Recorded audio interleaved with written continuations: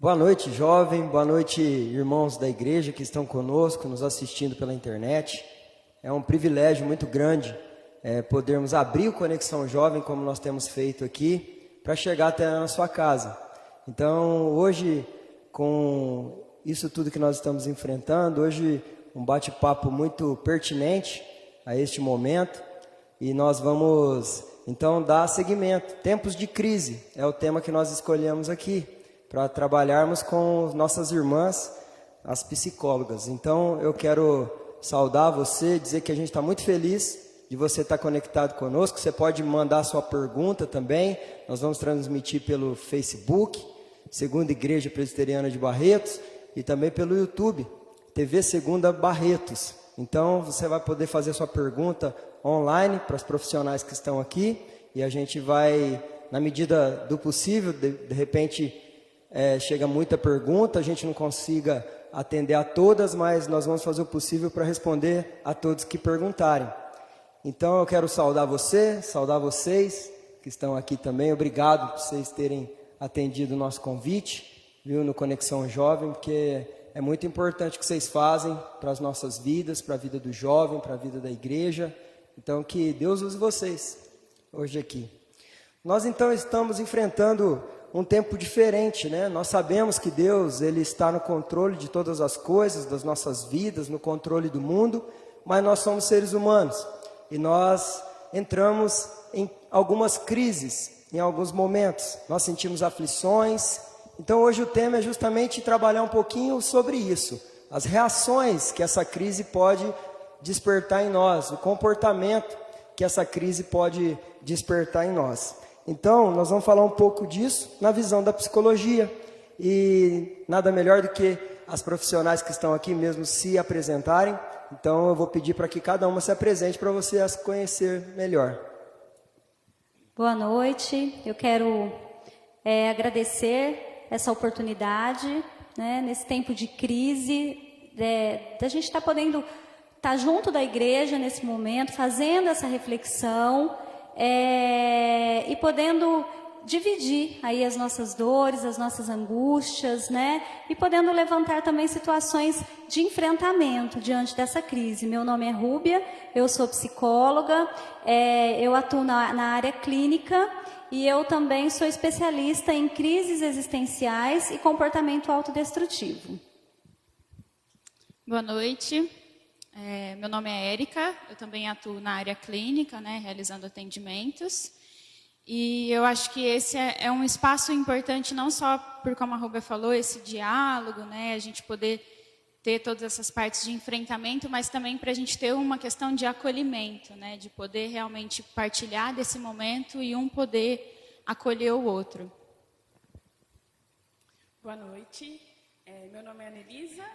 Eu sou psicóloga e eu trabalho atualmente no Hospital de Amor, na área do programa de alojamentos.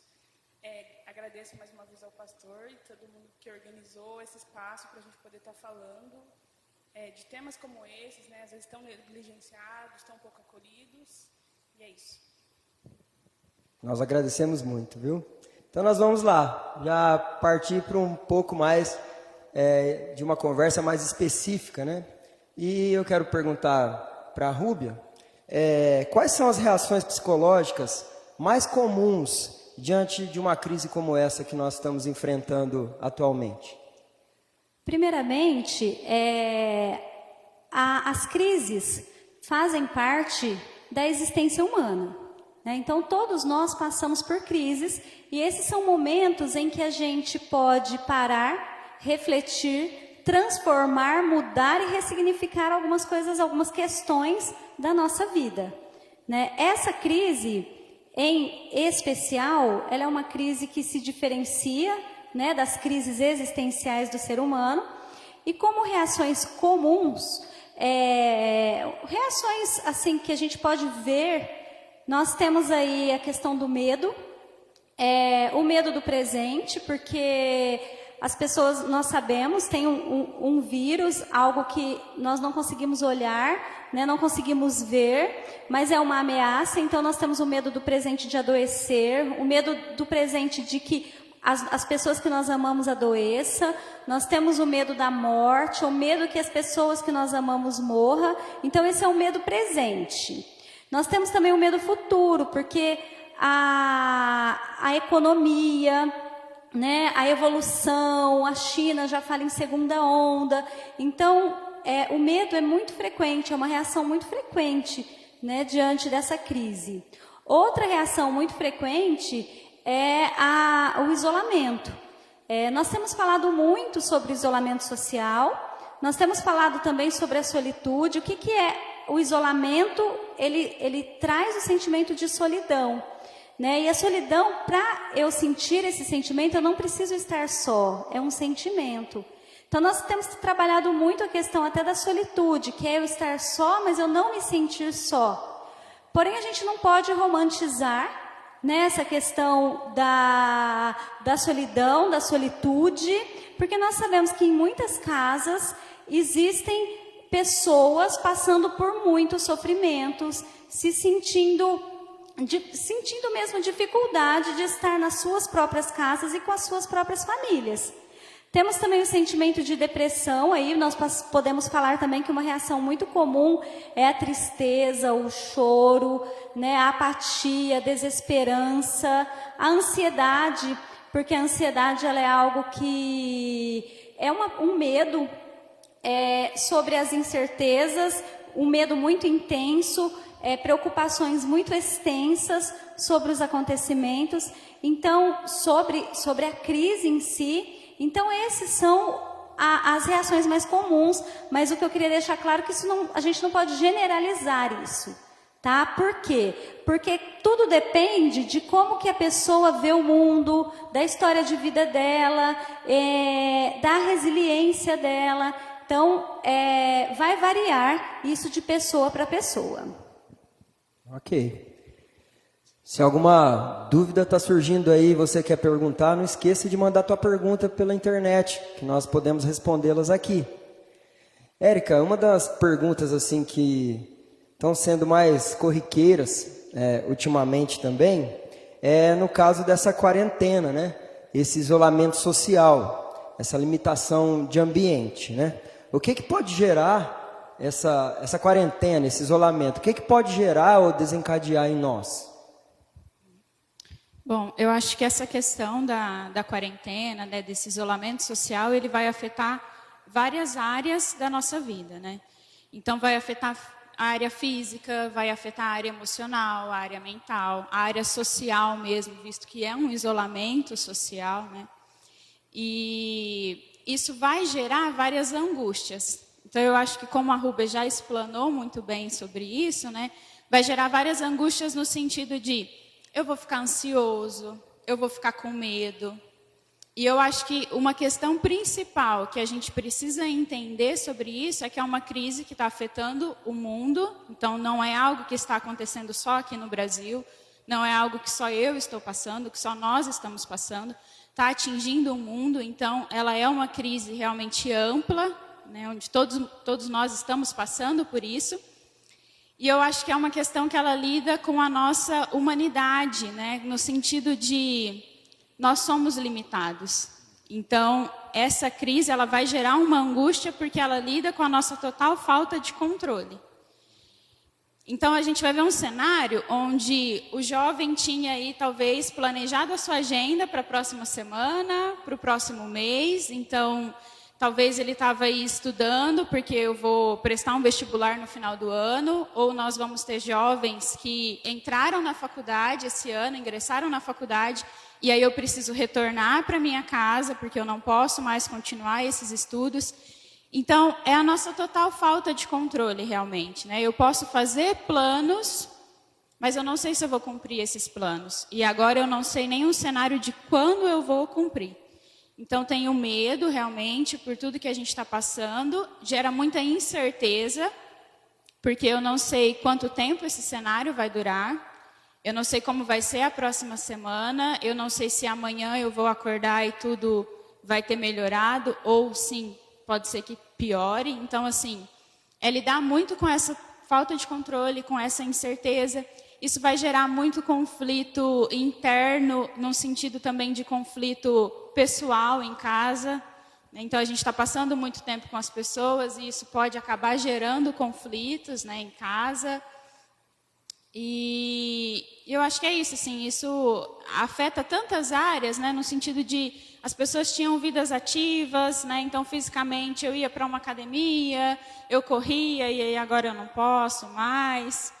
Então, afeta de uma forma muito ampla, né? Mas você falou umas coisas importantes, né? Às vezes, essa questão da falta de controle, né? O jovem muito ativo, isso é muito atípico para ele, né? Isso desperta muitas reações, né? Realmente.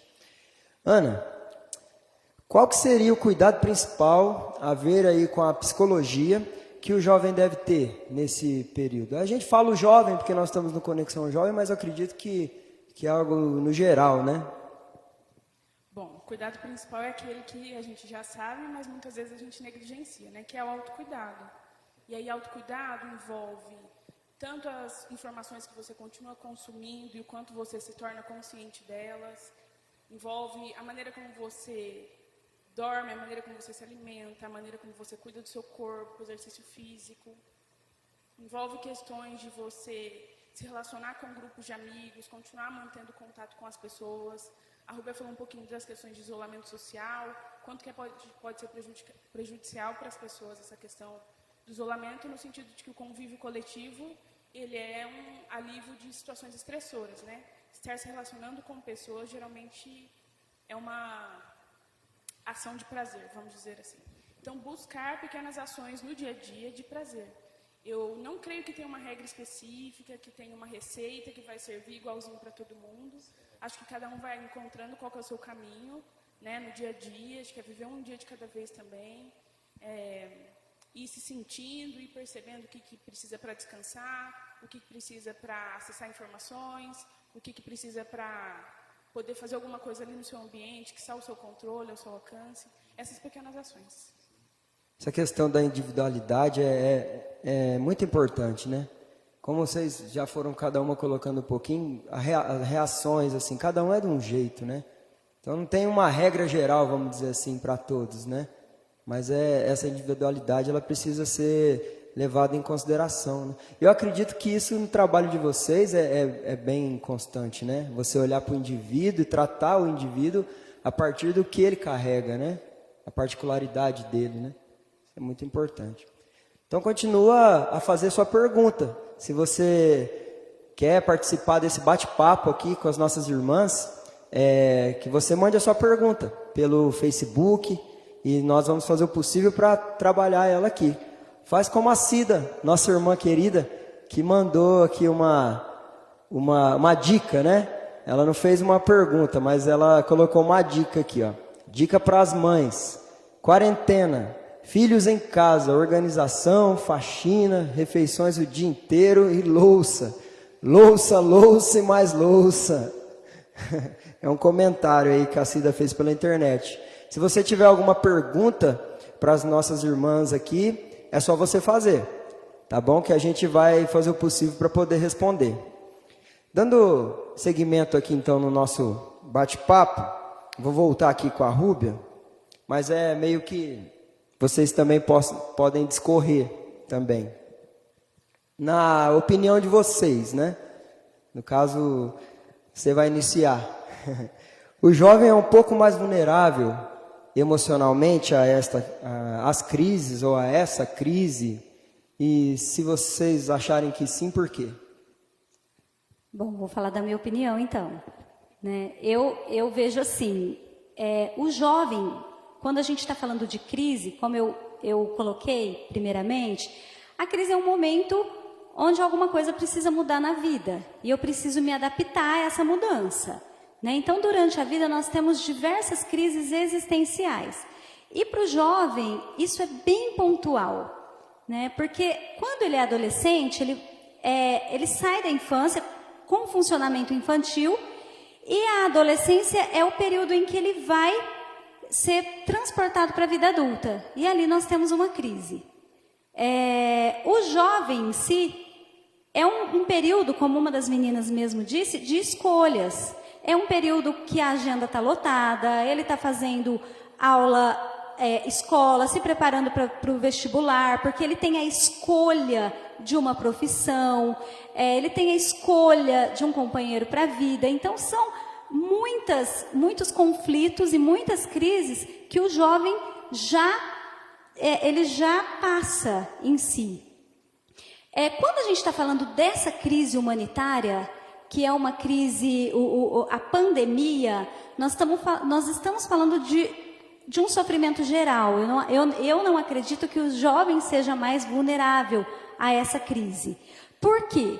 Nós olhamos para as crianças, elas deixaram a escola, elas estão em casa, em isolamento social, elas estão sem poder ir no parque, sem poder tomar um sorvete, sem poder participar do Geração Futuro, elas estão sem poder ir na casa dos avós. Então, nós percebemos ali uma crise. Tem as crianças também passando por essa adaptação, né? Essa crise, por exemplo, a do Covid-19, é uma crise que ela pede de nós uma adaptação, uma ressignificação, uma mudança muito rápida, né? Ontem estávamos trabalhando, uma semana atrás estávamos trabalhando, hoje não estamos mais.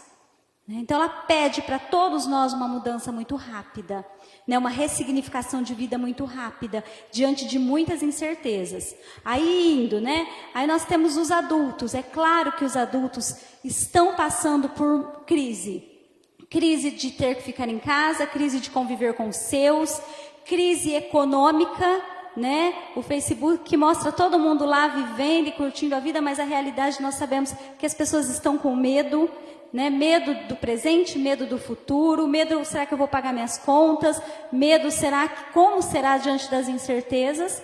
E nós temos também os idosos, né? Que é aquela faixa etária que é considerada vulnerável por conta do risco.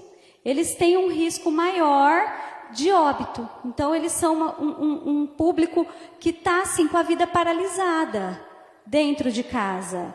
Então, diante disso, eu percebo que nessa crise, o jovem em si, ele sofre dentro desse grupo. Por quê? Como as meninas falaram, ele está com as suas atividades também, não como era antes, muitas mudanças.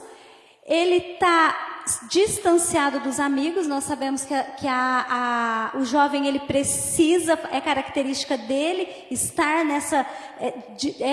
poder investir esse afeto nos amigos, e ele não está podendo isso pessoalmente, claro.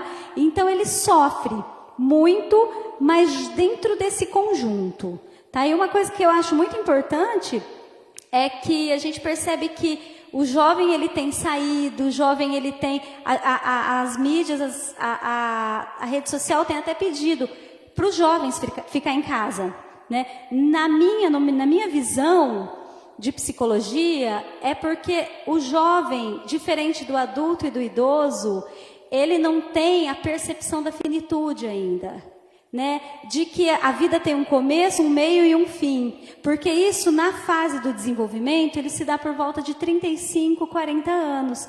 Então, esse jovem não tem isso. Então, por isso, às vezes, ele se expõe mais ao risco.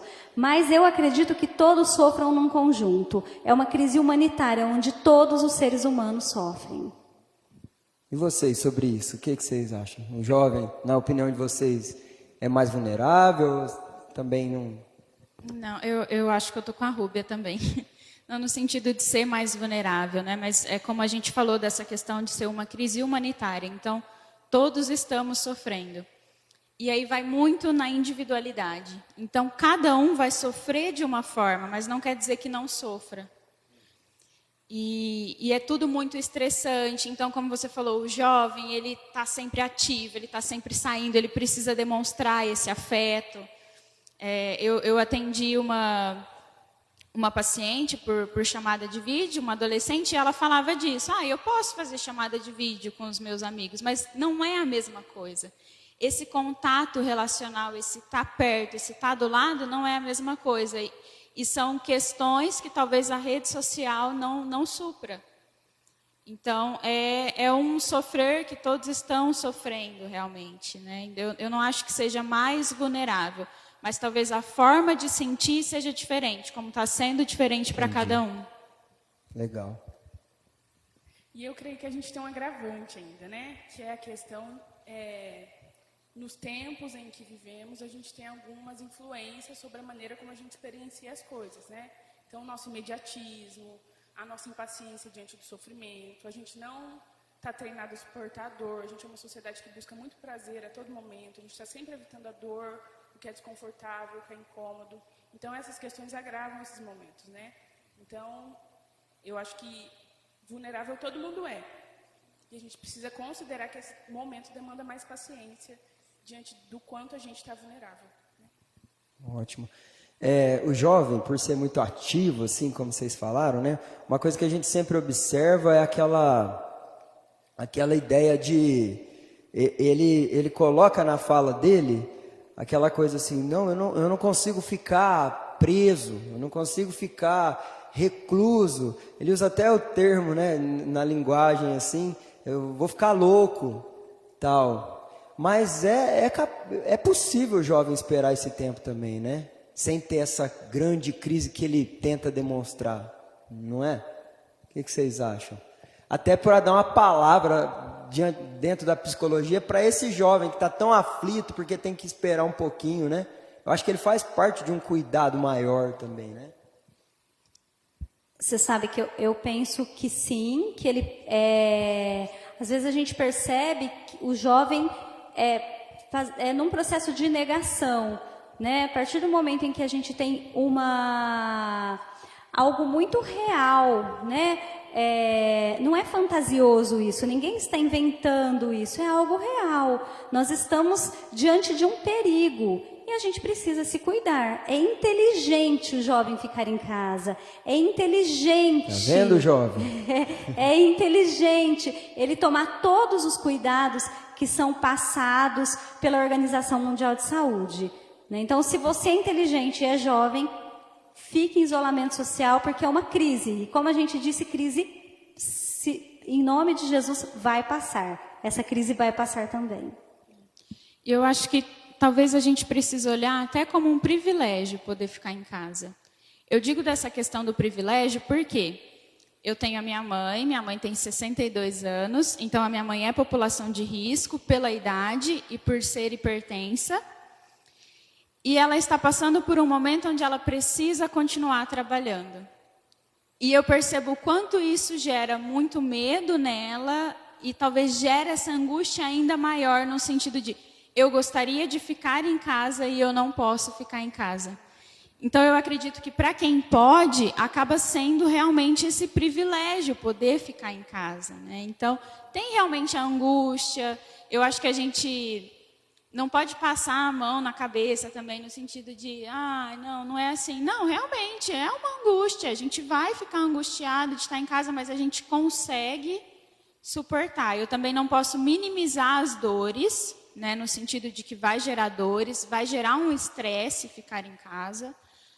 Mas eu preciso me remoldar agora. Então, como a Ruber falou, eu preciso me ressignificar. Então, realmente, eu vou precisar mudar a minha vida. O que eu fazia antes de uma forma, nós atendíamos em consultórios. Nós precisamos mudar isso. Então, a gente precisa realmente estar se remodelando aí diante do cenário que a gente está vivenciando.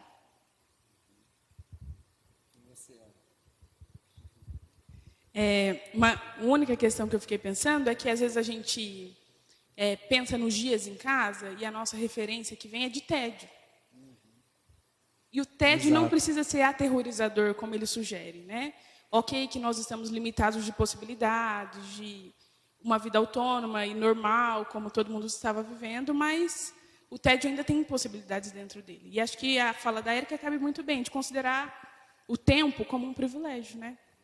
Muito legal isso. E agora o lado pastoral aqui, né? Jovem, é o momento, cara, de você... Lembra a correria do estudo e tudo mais, e que a gente chegava aqui às vezes no Conexão. Você conseguiu orar essa semana, você conseguiu fazer sua devocional, e aquela demanda que a gente tinha, muitas vezes afetava isso, aproveita agora. Dedica um tempo a Deus. Vai ler teu capítulo da Bíblia, vai com calma ali, ó, fazer tua oração, investir na tua vida espiritual, que é muito importante. Eu só estou acrescentando algo aqui, porque elas discorreram muito bem sobre a visão da psicologia na sua vida em relação a isso, né? Essa crise que às vezes a gente pinta. Mas aproveita também para você orar, para você buscar, leia um livro de espiritualidade, para você aquecer a chama aí do coração. Isso é muito importante, porque logo, logo a gente está junto de novo. Logo, logo você está liberado para sair de casa. E aí? O que a gente plantar agora pode fazer muito sentido lá na frente depois, até também na questão espiritual. Então vai um toque aí do pastor também para você, tá bom? E muito interessante uma pergunta que chegou aqui para a gente pela internet, e ela também tem a ver com uma pergunta que a gente vai fazer aqui, então já vou aproveitar. Eu quero perguntar para a Ana. O Carlos, nosso irmão Carlos, ele é líder de grupo de jovens aqui também na igreja, dos grupos pequenos, né? Ele falou assim: eu estou evitando assistir jornais da TV porque aumenta o nosso medo. Isso é normal? E a pergunta aqui, ó, qual a melhor forma de lidar com o bombardeio de informações durante esse período de epidemia? Realmente está um bombardeio. A gente precisa considerar, primeiro, tudo que esse bombardeio vem dizer para a gente, né? Do quanto a gente é impotente, o quanto a gente não tem controle sobre as coisas, sobre as situações que a gente vive. Mas acho que seja importante a gente considerar por que a gente consome informação. Né? Geralmente, quando a gente quer se informar de alguma coisa, é porque a gente precisa ter segurança de por que aquilo está acontecendo. Se a gente está informado, o conhecimento traz segurança para a gente. Né? A gente tem uma sensação de que a gente consegue organizar as coisas ao nosso redor. No entanto, estar inflado de informações não significa necessariamente estar informado. Então, a gente precisa primeiro fazer essa diferenciação. Creio que a segunda opção, e muito viável, seja a questão da gente escolher como se informar. Né? Não ficar passivo da televisão, não ficar passivo da internet, não ficar passivo do jornal, mas a gente escolher fontes confiáveis e a gente intencionalmente se informar sobre o que a gente quer informar. Não creio que agora seja o melhor momento para ficar se inflando de informações, porque ela vai gerando sentimentos e questões que às vezes a gente não toma consciência, vai gerando mais sofrimento e não colabora. É importante, né, Ana? Porque a gente, quando lida com mídia, a gente assiste uma TV, por exemplo. A gente percebe a tendência, né, de cada canal, por exemplo, né, de cada emissora. Tem uma tendência de passar uma informação de uma forma, de mostrar um lado assim. E algo muito interessante que eu ouvi esses dias, claro que não é regra geral, mas parece que sempre passar uma coisa grave, pior, para a emissora é melhor, vamos dizer assim, né? E isso afeta muito a gente, né? Nossa, com certeza. Ainda mais nós que somos curiosos, né? Isso de fato afeta a gente. Já viu teorias, por exemplo, de pessoas dizendo que a gente só tem tantos jornais sensacionalistas porque alguém precisa vender segurança, né? Então, de alguma coisa a mídia se aproveita, de fato. E a gente precisa considerar também que os diferentes veículos de mídia não estão simplesmente nos passando informações. Eles estão trazendo uma narrativa também. E já que nenhum discurso é neutro, né, toda narrativa tem uma intenção. A gente precisa ter essa atenção também. Muito, muito jóia. Érica, e sobre a ociosidade, né, que a gente se encontra? Em casa, dias estão passando, né, todo mundo junto ali, rotina, etc. Qual que seria a melhor forma, né, ou uma boa forma de lidar com tudo isso, para que a ansiedade, né, a irritação, né, ela não surja assim tão descoordenadamente, vamos dizer assim? Eu acho que essa é uma questão, né, para que ela não surja tão descoordenadamente, porque esse é um fato, ela vai surgir. E nós precisamos lidar com isso. Então, não dá para abrandar as coisas. Assim como a gente está falando dessa questão da das reportagens e tudo mais, eu preciso tentar talvez manter uma distância, né? Mas com essa questão da ansiedade, né, da irritação, ela vai surgir. Então eu preciso entender que ela vai chegar em algum momento. E eu acho que é uma questão de você se acolher. É muito o que a Ana falou dessa questão de se cuidar, do acolhimento. Por quê? Porque vão ter dias em que você vai conseguir passar por isso bem, e vão ter dias que não. Então a gente precisa ter esse acolhimento, porque realmente não existe uma receita que eu vou dizer que faça isso e você não vai ficar ansioso. Ou faça isso e você não vai se irritar com os seus familiares. Não, o que eu tenho para dizer é você vai se irritar. Vão ter momentos em que vai ser realmente difícil. Então, se acolha, porque a nossa vida mudou. Então, a gente precisa entender isso. É talvez quase um luto, né? No sentido de que a vida que eu vivi, ela não existe mais. E a gente não sabe como a vida vai ser depois que a gente passar por isso. Então, sim, eu tenho certeza de que vai passar, esse momento vai passar. Mas eu não sei quem eu vou ser depois que passar. Eu não sei como o mundo vai se comportar depois que isso passar. Eu não sei como a igreja vai ser depois que isso passar. Então, é se acolher, né? Eu posso dizer que se para você funciona ler um livro, funciona ver um filme, então faça isso. Mas talvez não minta para si, não diga que está tudo bem quando não está, não diga que está ansioso quando você está ansioso. Porque se é que existe um normal, você vai sentir isso em algum momento. E lógico, eu não posso deixar então descontrolar, chegar num nível em que eu percebo que não estou dando conta. Então procura ajuda. Se você está percebendo que você não é mais você mesmo, que as coisas estão realmente difíceis, procura ajuda, porque apesar de ser um tempo de isolamento, você não precisa passar por isso sozinho. E eu acho que eu falo por todas, quando eu digo que nós estamos à disposição, né, que o Alex está à disposição, então procure ajuda para realmente não passar por isso sozinho. E eu acho que um pouco na questão dos jovens também, a gente pensando, é talvez ter uma rotina, mas não se cobrar em relação a essa rotina. Então tenha um tempo onde, do meu dia, esse tempo eu vou tirar para estudar, esse tempo eu vou tirar para um lazer, para eu também não enlouquecer em todo esse cenário, esse tempo eu vou tirar para conversar com os amigos, esse tempo eu vou tirar para ajudar a minha mãe, que está aí com todas as tarefas da casa. Então tenha uma rotina, mas não se cobre, está tudo bem se algum dia você não conseguir fazer tudo o que planejou. Porque senão a gente entra num cenário de muita cobrança, de eu estou com esse tempo ocioso e eu preciso aprender coisas novas o tempo todo. Então, eu vou me inscrever em vários cursos online, eu preciso sair daqui aprendendo tudo e tudo aquilo que estão me oferecendo, eu vou assistir todas as lives, eu vou... Não, calma, tenha paciência também. Né? Mas eu acho que uma questão é, principalmente para o jovem que está ali nos estudos, que está tendo aula online, então... Entenda que esse tempo vai passar e você vai querer ter continuado estudando, né? Também não dá para deixar tudo de lado. Então, tenha uma rotina, mas não se cobre tanto em relação a essa rotina. Então, acolha a si mesmo. Entenda que vão ter dias em que realmente você não vai estar 100%. E está tudo bem. Isso é tão legal, porque eu fico imaginando aqui, né? Que tem a ver também com essa rotina da gente estar em casa, mas... Como cada um é de um jeito, você reage a essa ociosidade, às vezes um de uma forma mais extrema, outro mais amena. Eu, por exemplo, eu entro em crise às vezes de ficar ocioso, é o jeito.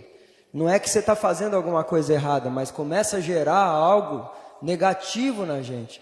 E eu acho que isso que você falou é muito importante, essa questão da gente também se cuidar, não ficar... Porque nós somos realmente campeões de colocar peso, né, na gente, né? A gente se prega peças ali, né? De repente você está querendo, você falou um negócio muito, muito legal, que você, de repente você começa a querer fazer isso, fazer aquilo e tal. Mas peraí, é um tempo, porque depois a rotina, vamos dizer, normal, vai voltar. Aí você tem mais aquela demanda que você assumiu no tempo de ociosidade, né? Isso aí pode gerar uma outra crise lá na frente também, né? Então tem que ser bem, bem administrado isso, e gostei demais essa questão da gente se cuidar, né? Isso é fantástico. Manda sua pergunta para a gente aqui no Conexão Jovem, ainda dá tempo. Nós estamos já indo para o nosso encerramento aqui, mas se você quiser correr lá e digitar sua pergunta, a gente vai ficar muito feliz de explanar sobre ela aqui. Faz igual a Sandra, que nos presenteou aí com uma pergunta, e uma pergunta muito interessante. E quando a gente pega as perguntas da internet, é para as 3, né? Cada uma com a sua experiência, discorrer sobre ela. E a Sandra pergunta o seguinte, né? O que fazer diante desta tempestade quando se trabalha na área da saúde? Ou seja, eu estou lá na linha de frente do cuidado ali, né? Me expondo fisicamente. E o psicológico aí? Como que fica, né? Para essa pessoa, esse enfermeiro, esse médico, essa pessoa que está lá dentro de um hospital, né? E aí? Bom, acho que a Sandra já definiu esse cenário, né? Uma tempestade, de fato. Tanto de informações, quanto de sentimento de exposição máxima, né? Uma coisa é você estar na sua casa, assistindo o jornal, ouvindo quantas pessoas morreram, como é um cenário de UTI, como é um cenário da exposição do profissional de saúde. Outra coisa, você é o profissional de saúde que está lá na instituição. Acho que uma questão importante é considerar que vão ser tempos que demandam coragem, que vão ser tempos que demandam abertura, mas a gente não precisa trabalhar com a exigência de ser um super-herói, né? Acho que profissional de saúde tem um ganho que é o de trabalhar em equipe. Então, na medida que puder, se acolher com a equipe, se aproximar da equipe. Eu mesmo chego no trabalho, tenho tido um movimento de perguntar para as pessoas como você está se sentindo, vamos nomear o que você está sentindo. Esse é um movimento muito importante, né? Nomear o medo, nomear a raiva, nomear a tristeza, nomear a frustração. Quando a gente nomeia e toma consciência, a gente tem mais recursos para lidar com aquilo que a gente está sentindo. Então, é esse trabalho de se acolher, se proteger, né? Não dá para a gente ser também negligente nesse sentido. A gente precisa ser cuidadoso com o corpo, higiene, da mesma maneira, às vezes até muito mais. E, sobretudo, né, a nossa tarefa número 1, que é a oração, que é o que a gente não dispensa, é o que a gente acredita, e entender também que não é todo dia que a gente vai estar disposto, com coragem, querendo ir, vai ter dia que, de fato, vai querer ficar em casa, medo, né, muita pressão, de fato. Acho que para os profissionais de saúde, fica até o convite para todo mundo lembrar de orar pelos profissionais de saúde também, né? São pessoas aí usadas por Deus nesse sentido, mas envolver processo de autocuidado e, sobretudo, Sandra, verifica se a sua instituição de saúde tem atendimento psicológico. Pode ser que os profissionais da sua instituição tenham se organizado para oferecer atendimento. Eu super indico.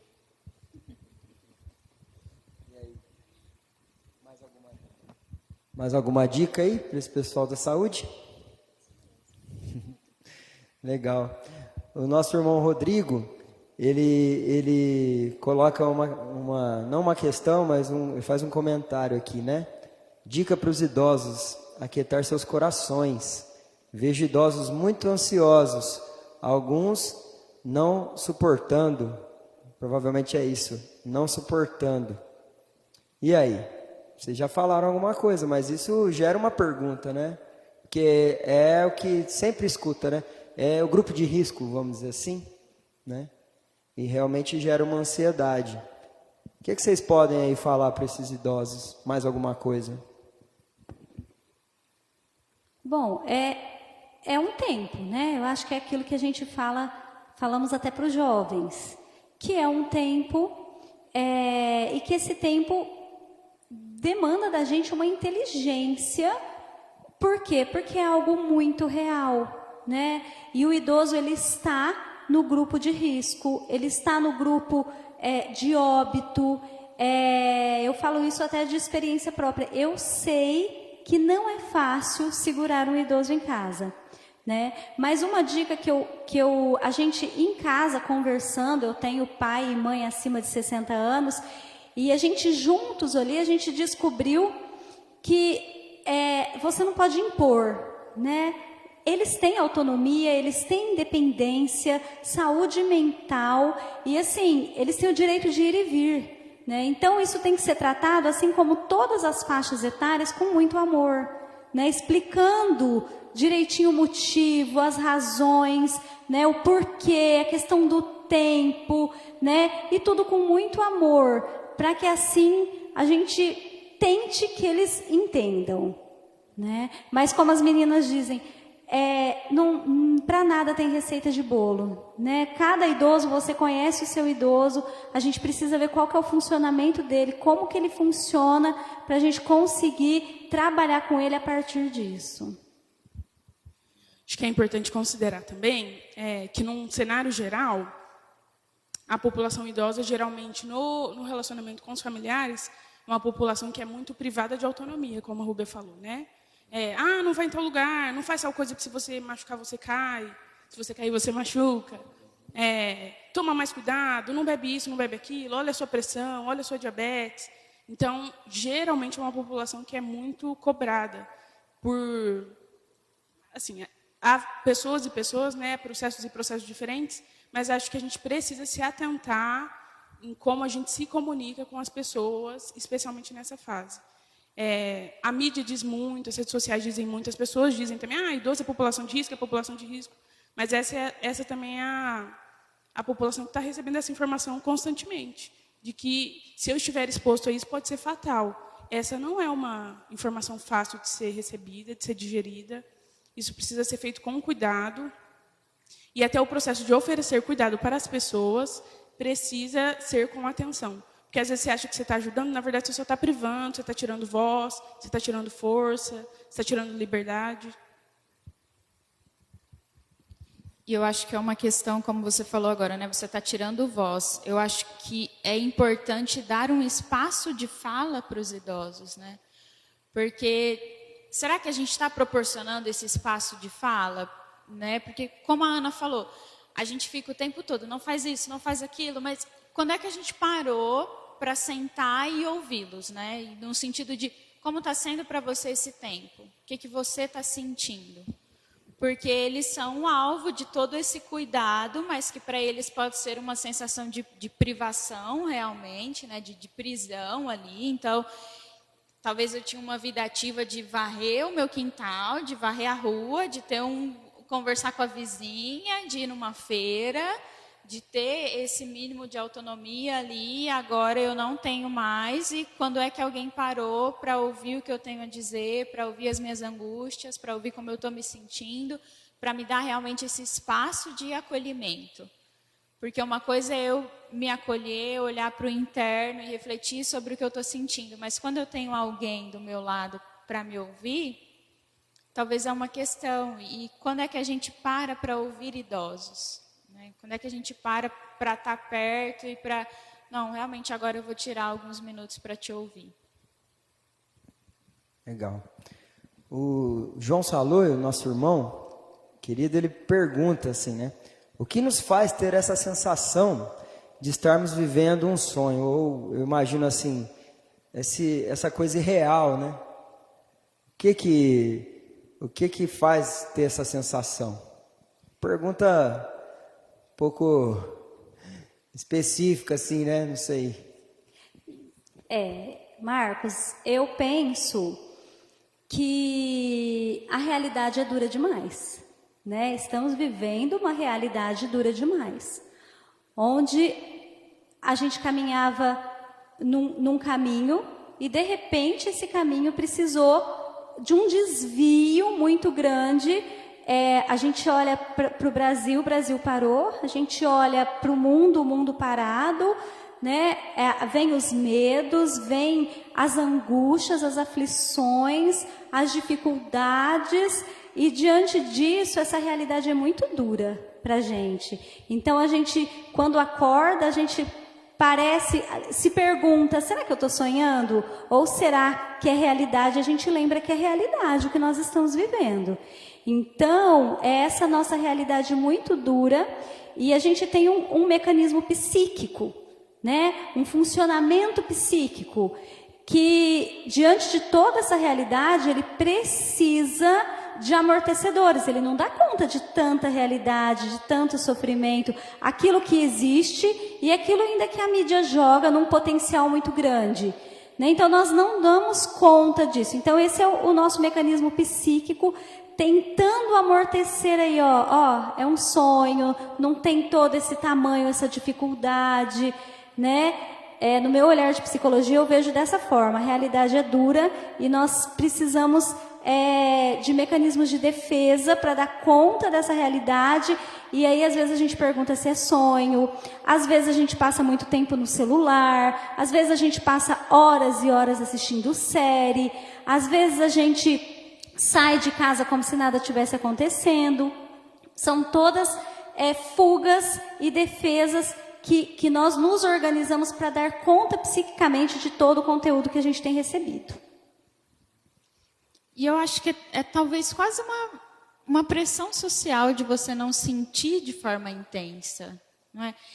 Eu falo isso porque quando tudo começou, eu e o Carol, a gente saía comentando, né? Nossa, olha como está tudo mudando e vai piorar e vai, né? Como é que as coisas vão ficar e tudo mais. E aí parece que a gente soava muito alarmista. Então, assim, não pode, não é assim, não, vai passar. Então, é talvez uma forma de até se alienar do que está acontecendo. Então, eu vou me manter como se não fosse assim tão grave, daqui uns dias vai mudar. Eu não vou procurar tantas informações. Quando alguém toca nesse assunto, eu já começo de não vamos falar disso. Então, é talvez realmente um mecanismo de defesa aí, de me defender de tudo isso que está vindo, que eu não estou sabendo lidar, e que talvez seja realmente uma realidade muito, muito dura, talvez até muito cruel, né? A gente fica se perguntando por que isso está acontecendo. O que será que poderia ter sido feito de diferente? Então, assim, é muito difícil lidar com tudo isso, e aí eu tento realmente me alienar, não pensar nisso e, de alguma forma, me defender de algo que está sendo muito duro, que está me colocando contra a parede, está me dizendo, pense sobre você, pense sobre o que está acontecendo, pense que a sua vida realmente mudou. Nós temos uma pergunta aqui do João Vitor, JV. Ele coloca uma questão, né? Para as pessoas que já têm problema com ansiedade, né? E essa exclusão, essa reclusão, vamos dizer assim, né? Isso tende a piorar o caso, né? O que fazer? Acho que é importante considerar que o isolamento, a medida de isolamento é uma medida física, né? Ela não precisa ser necessariamente uma medida social, e entendam bem, isso não é um incentivo para reunir amigos e aglomerações. Mas é uma questão de que você ainda pode ter meios de estar conectado com as pessoas. A gente está na era das redes sociais, isso facilita, isso dá acesso. Você se encontra no outro através da rede social, você vê similaridades, você vê que não é só você que está sofrendo, não é só você que está ansioso, não é você que está, nossa, o que eu vou fazer hoje, qual é a notícia de amanhã. Você encontra no outro um pouco de sentido, né? Então, a minha dica para o João é fazer um bom uso das redes sociais, encontre amigos em quem você tem confiança, amigos que você sabe que eles vão te acolher, que vão te receber bem, que vão te entender. E a demanda da ansiedade, na verdade, muitas vezes é acolhimento. Então, pode ser que a gente precise de um colo, precise de um ombro amigo, precise... Ou só chamar alguém para bater um papo que não seja esse o tema. Dá para a gente aglomerar virtualmente também, né? Tem vários programas aí que dá para a gente juntar o pessoal, né? E ver o rostinho de cada um, bater um papo, conversar. Não um de cada vez. Dá pra gente. A gente tem programas de juntar todo mundo mesmo para a gente conversar. Então é uma válvula de escape bem legal. O Bruno Neto, nosso irmão, sumido, hein, Brunão? Pessoal, boa noite. Quais as disciplinas espirituais que vocês acreditam que nós, como povo de Deus, devemos praticar nesse tempo, de modo a buscar no Senhor o lançar nossos fardos, imputados por nossa mente, pela mídia e por outras pessoas? Amo vocês, nós também te amamos. Viu, Bruno? Isso é muito importante. E aí, pessoal? Bruno, que pergunta Joia, né? É sua cara essa pergunta. Bom, vamos lá. Eu acho que as disciplinas espirituais, eu penso que esse é um momento de tão privilégio e de uma crise, são momentos também de oportunidades, né? Então eu acredito que esse é um momento da gente intensificar as disciplinas que a gente já conhece. É um momento da gente voltar para Deus, é um momento da gente pensar no espiritual, é um momento em que a gente olha e percebe que nós não somos nada e dependemos de um Deus que é tudo, né? Então eu acredito que esse momento é um momento de oração,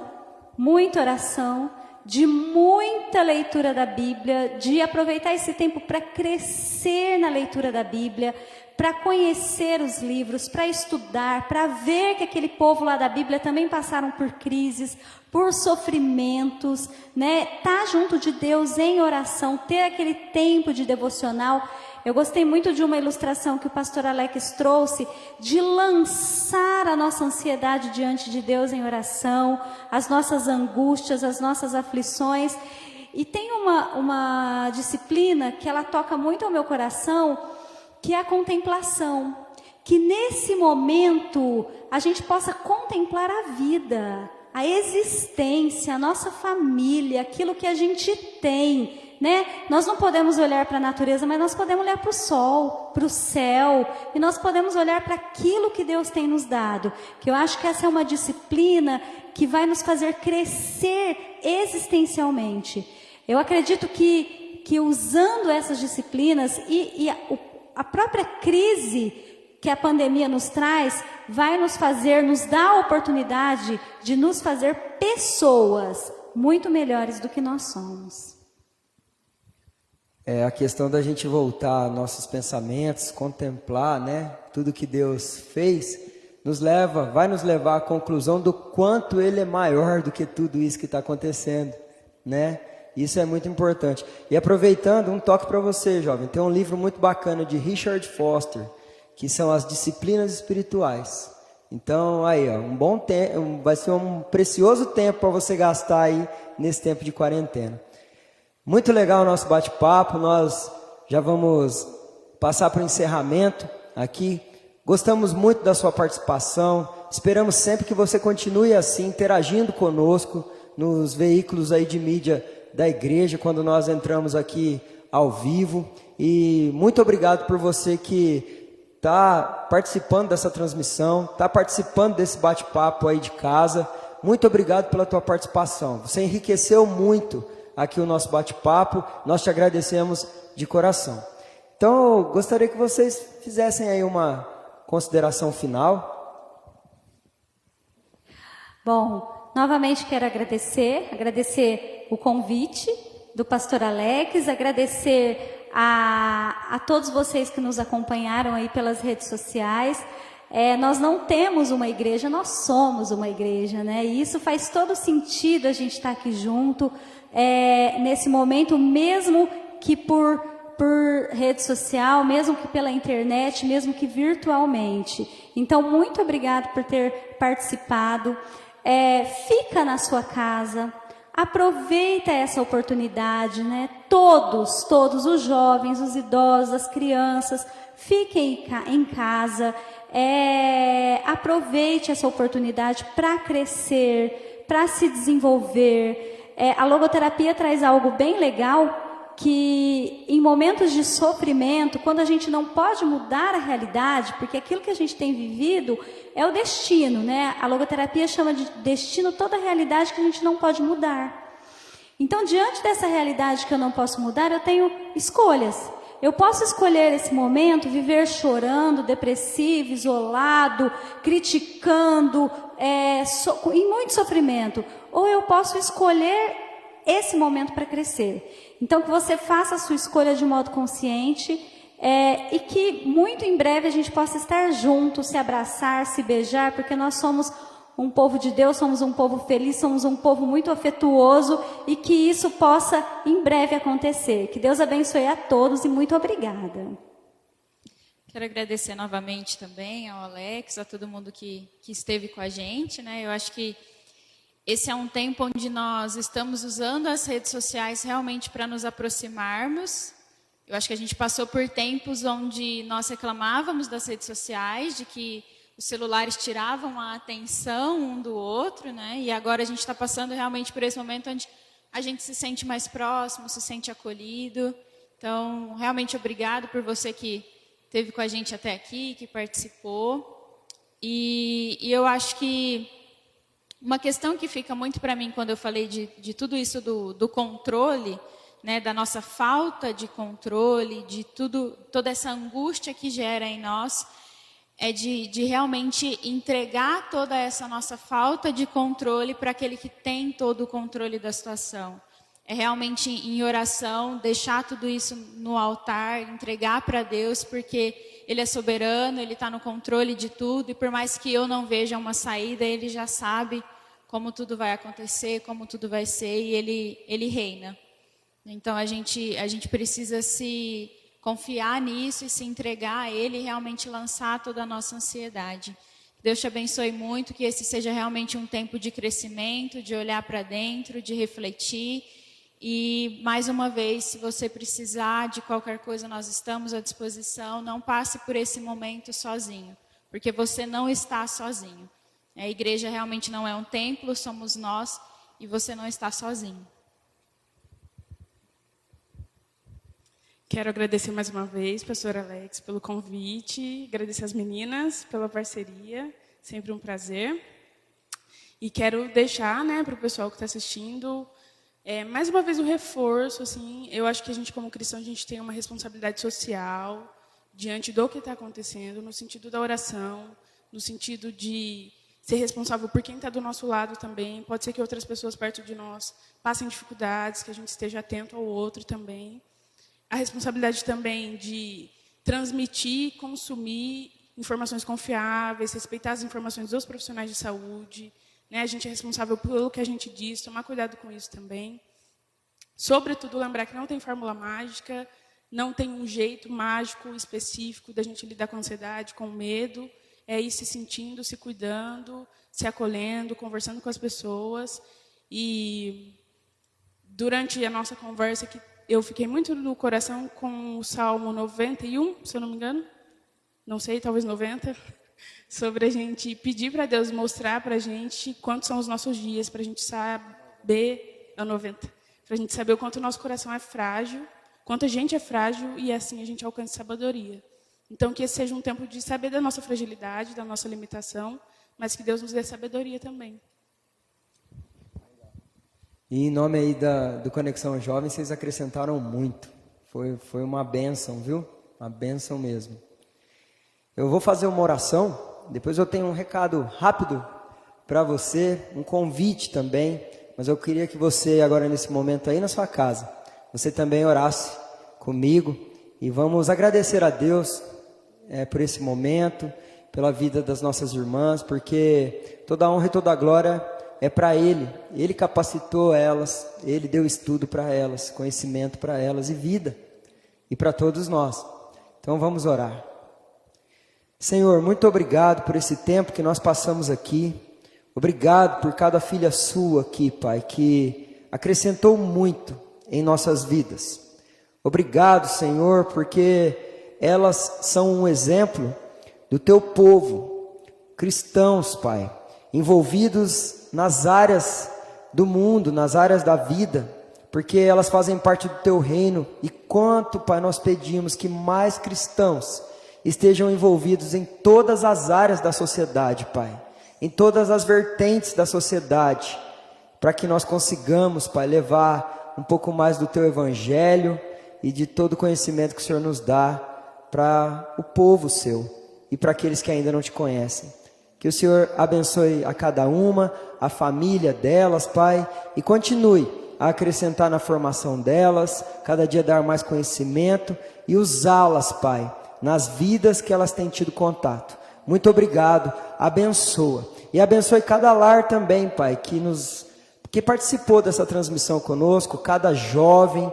Eu creio, Pai, que o Senhor trouxe paz, calmaria a esses corações e que o Senhor continue a abençoá-los. porque nós somos jovens conectados ao Senhor e conectados uns aos outros. Isso é conexão jovem. Isso é esse ministério que o Senhor formou. Muito obrigado por tudo, em nome de Jesus. Amém e amém. Obrigado mais uma vez, viu? Pessoal, eu quero convidar você, a sábado que vem, às 20 horas, nós vamos ter outro bate-papo aqui. Só que vai ser um bate-papo diferente. Vai ser um papo com música. Então nós vamos ter um tempo aqui, meditando no tema, né? Adoração em tempos de crise. Nós vamos estar com os ministros de louvor da igreja aqui, conversando um pouco mais sobre esse tema que é para a nossa vida, na vida diária. Não é só quando nós estamos no culto, não. É para a nossa vida diária a adoração. Então, entre um pouco de conversa e outro, nós vamos tocar algumas músicas aqui também. Você vai poder participar também online, como foi feito hoje, enviando a tua pergunta sobre o tema. Então, eu quero convidar você, a sábado que vem, no Conexão Jovem, participar da transmissão. Adoração em tempos de crise. Esse vai ser o tema na semana que vem. Então, que Deus abençoe muito a sua vida e até a próxima. Fique em paz, jovem, em nome de Jesus.